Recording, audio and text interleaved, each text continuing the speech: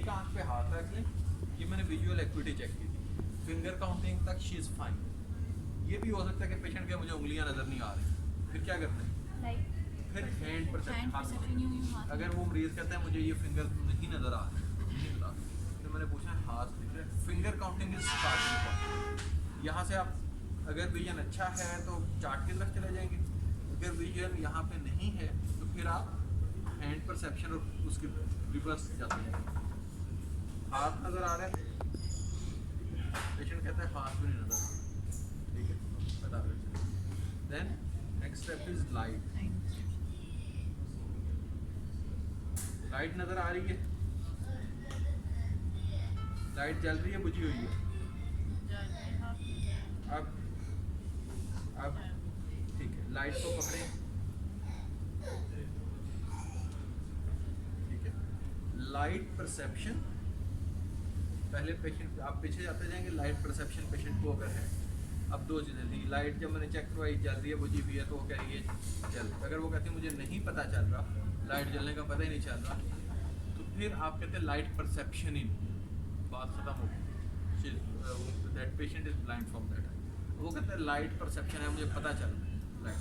Then light projection is the next point step, ठीक है। Light को पकड़ें, क्या पेशेंट उस लाइट के सोर्स तक पहुंच जाता है कि नहीं। फिर उसके बाद हैंड परसेप्शन है, फिर आपकी फिंगर काउंटिंग है, और फिर चार्ट। ये समझ आ गई बात की, विजुअल एक्टिविटी यहाँ पे ख़त्म हो गई। अब आ गया आपका कंसंट्रेशन मेथड से विजुअल फील्ड्स। एक आंख पे हाथ रख लें, मेरे नाक की तरफ इधर देखते हैं, आंख नहीं हिलानी, ठीक है, इधर देखते हैं। मेरी उंगली हिलती नजर आए तो बताना।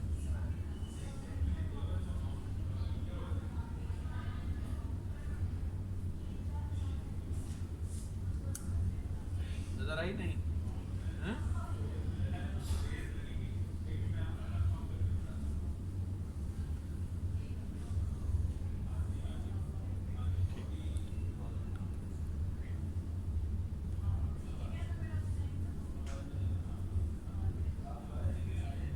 लेफ्ट आई का टेम्पोरल फील्ड, दूसरी आंख पे हाथ रख लें, इधर देखो।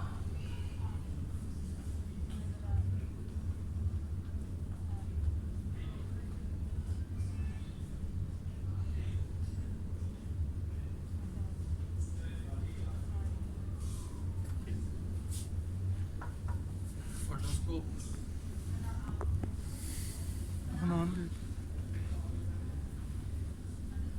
हेलो, सीधा सामने देखना, लाइट में नहीं देखना, ठीक है। आप पेशेंट का हेड स्टेबल करेंगे एक हाथ से, रो को ऊपर पुल कर लेंगे, लाइट पड़ने से वो ना आंखें बंद ना करें, ठीक है।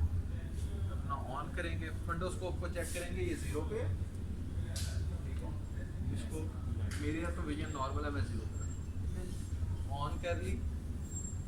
उसके बाद कोई फिल्टर नहीं लगाना चाहिए, आपका सर्कल नॉर्मल ऐसा ना, ठीक है। ये फंडोस्कोप में सीधा सामने देखिए, ठीक है। आपने अबाउट 15-20 डिग्री के एंगल से जाना है, आई लेवल।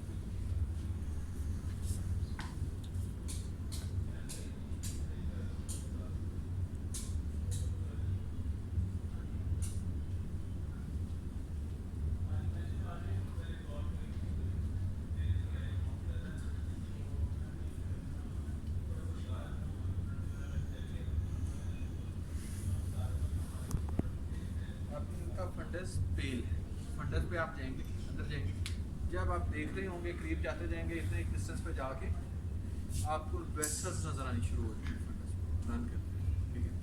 वो जो वेसल्स नज़र आएंगी, उन वेसल्स को आपने देखना है, जिस तरफ ब्रांचिंग हो रही है वेसल की, उससे ऑपोजिट डायरेक्शन में एक पॉइंट पे जाके 2-3 वेसल्स कन्वर्ज हो रही हैं, इकट्ठी हो रही होंगी एक पॉइंट पे।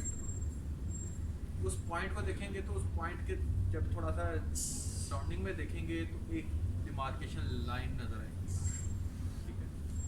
वो एक सर्कल जो बनता है, that is called fundus. Fundus हमारे लिए न्यूरोसर्जिकली 3 किस्म का हो सकता है, नॉर्मल, पेल या ऑप्टिक एट्रोफी वाला, और तीसरा क्या हो सकता है, पेपिलिडीमा, ठीक है। पेपिलिडीमा होगा तो मार्जिन ब्लर्ड हो, वो क्लियर नहीं हो, ठीक है। और अगर एट्रोफी होगी तो पेल होगी, बिल्कुल चौकी वाइट सी हो और नॉर्मल हेल्दी फंडस हो, ठीक है। ये आपने फंडस का। अब समटाइम्स आप लोगों को डिफ्रेंशिएट करने में मुश्किल होती है बिटवीन ट्रॉफी एंड नॉर्मल। पेपरिडीमा अभी उधर जाके देखेंगे, अगर आप लोगों को फंडस देखना थोड़ा सा आएगा तो आपको उसका क्लियर पता चल जाता है, ठीक है।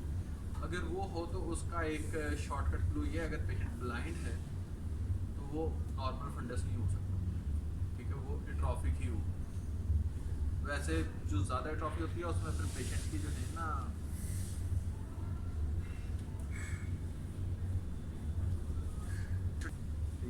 लेकिन अर्ली ट्रॉफी जिस तरह इनकी है, उसमें आपको थोड़ा टाइम लगता है कि आप डिफ्रेंशिएट कर सकें between normal and early trophy, ठीक है। विजुअल एक्टिविटी आप पहले कर चुके होते हैं तो आपको पता होता है कि विजन कैसे है, ठीक है। विद नॉर्मल फंडस, ठीक है, तो विजन तो ठीक होगा उसका, ठीक है। ये आ गया हमारा फंडोस्कोपी। लाइट रिफ्लेक्स आपने चेक करना है सीधा सामने, ये डायरेक्ट लाइट रिफ्लेक्स है।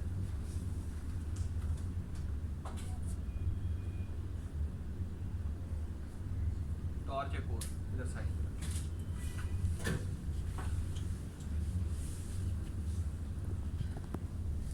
इस साइड पे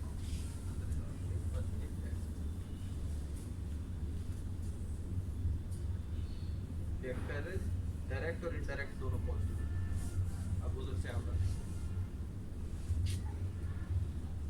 ठीक है, सिर्फ लाइट डाल दो, कुछ नहीं डायरेक्ट भी है, ठीक है। ये डायरेक्ट, इनडायरेक्ट और फिर RAPD सीधा सामने देखिए,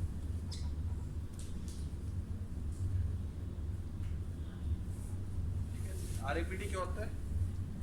रेलेवेंट एफरेंट पिupillary डिफेक्ट।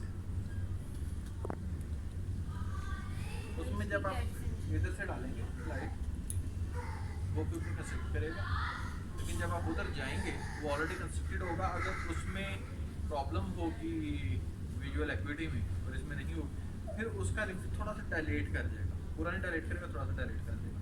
तो ये रेलेवेंट एफरेंट पिupillary डिफेक्ट है, इसके नाम से ही पता चलता है।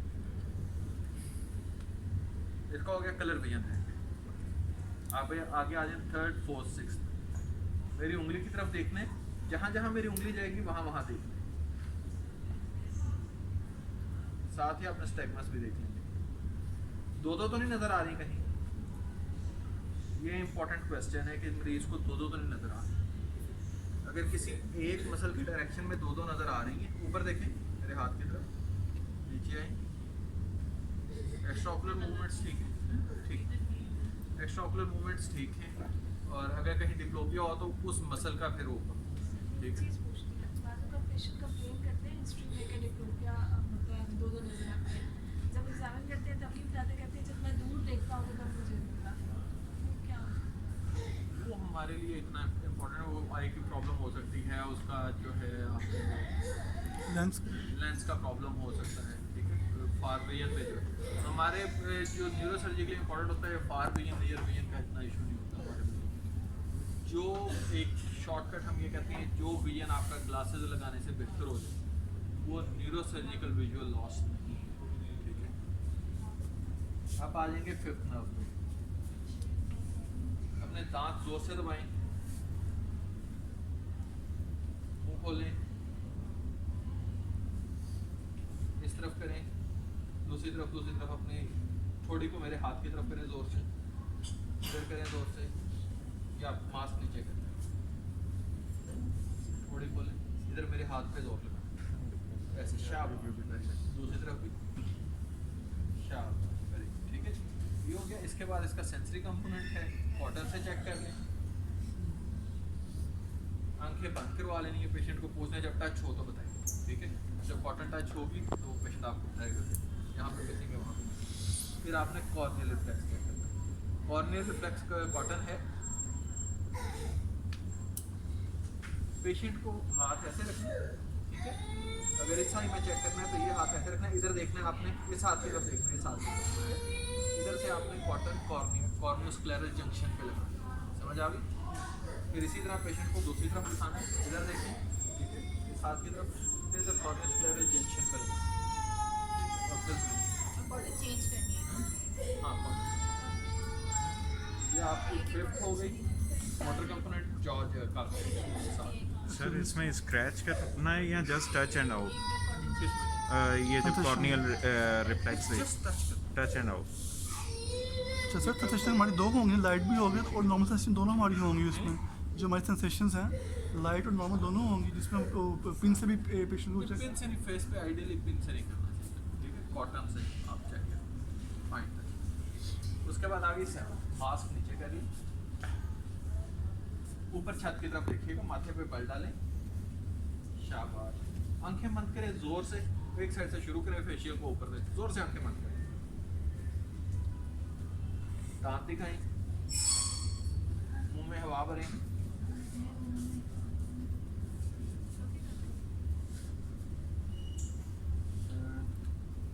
मेल पेशेंट हो या मतलब अभी मैं सिर्फ डिमॉन्स्ट्रेशन के लिए नहीं करना चाहता, अब 8th पे आ गए हैं, ठीक है, 7th हमने चेक कर ली, दैट इज़ फाइन, हमने अब 8th चेक कर ली। 8th चेक करने के लिए पहले आप कान के अंदर देखेंगे, ये कान पुट करेंगे, टॉर्च डालेंगे, देखेंगे, ठीक है कि कान के अंदर कुछ है तो नहीं। एक दफ़ा एग्जाम में किसी एग्जामिनर ने कान के अंदर कॉटन डाल, कैंडिडेट ने एग्जामिन किया, ऐसे हियरिंग चेक की, वो चेक की, उसने कहा या उसने कहा हियरिंग लॉस है, और उसने कान के अंदर नहीं चेक किया,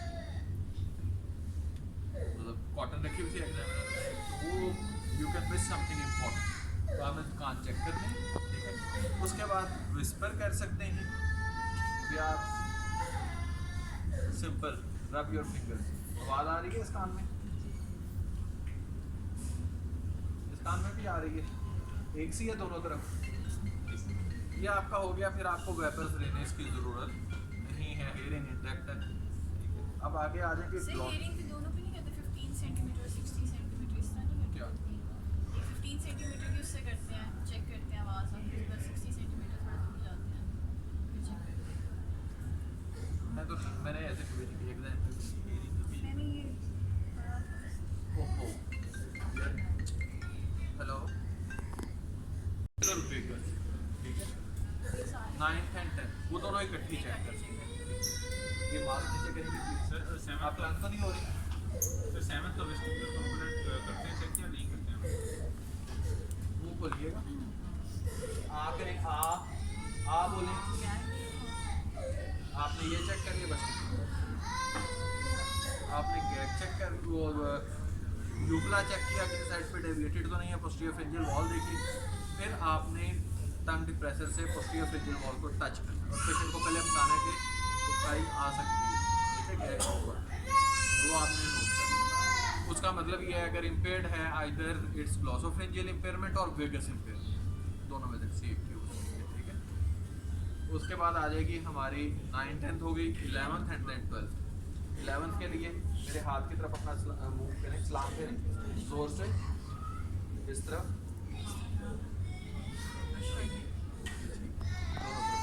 स्टर्नोक्लेडोमास्टोइड आपने ऑपोजिट मुंह खोलिएगा, ज़बान पहले मुंह के अंदर ही चेक करनी है, हाइपोग्लॉसल के लिए खोलें,